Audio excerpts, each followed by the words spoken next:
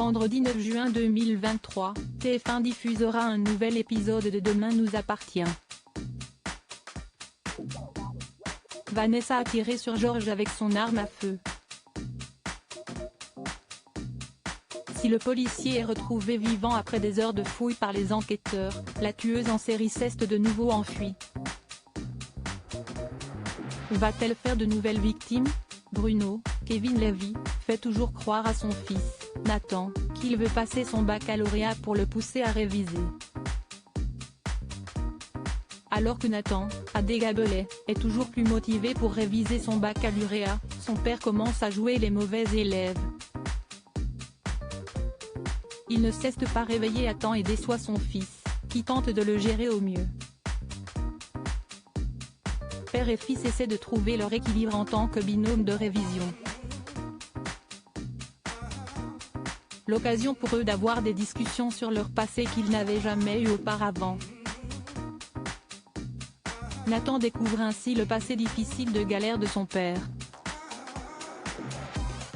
De son côté, Diego, Enzo Rose, tente de se faire à sa nouvelle vie chez les Delcourt. Un quotidien qui l'attendrit.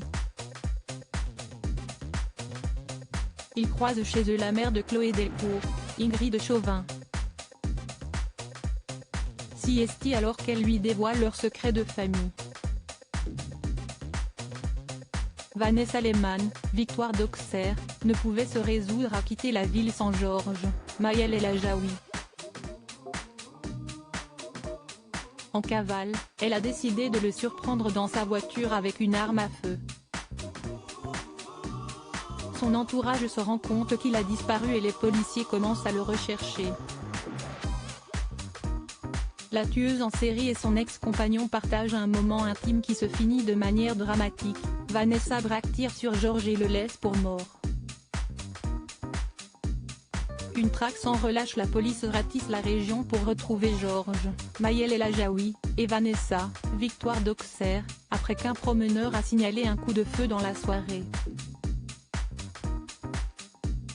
À l'issue de longues heures de recherche, Georges est retrouvé blessé par balle. Le policier est palme est toujours en vie. Georges est conduit en urgence à l'hôpital pour être opéré, tandis que les équipes continuent à chercher la tueuse en série. Rapidement, les enquêteurs retrouvent le t-shirt de la jeune femme plein du sang de Georges et un tas de cheveux. Vanessa a changé d'apparence pour continuer sa cavale. Elle trouve des gens qui veulent bien la conduire à Perpignan en voiture. Quelques heures plus tard, Aurore Jacob est attendue au bar de la plage pour fêter son anniversaire. Elle se fait attendre et inquiète ses proches. S'y est alors que la musique du bar se coupe et une vidéo sur l'écran s'affiche. Aurore Jacob, Julie Desbazac, y apparaît séquestrée dans une cave. Un compte à rebours se lance sur l'écran.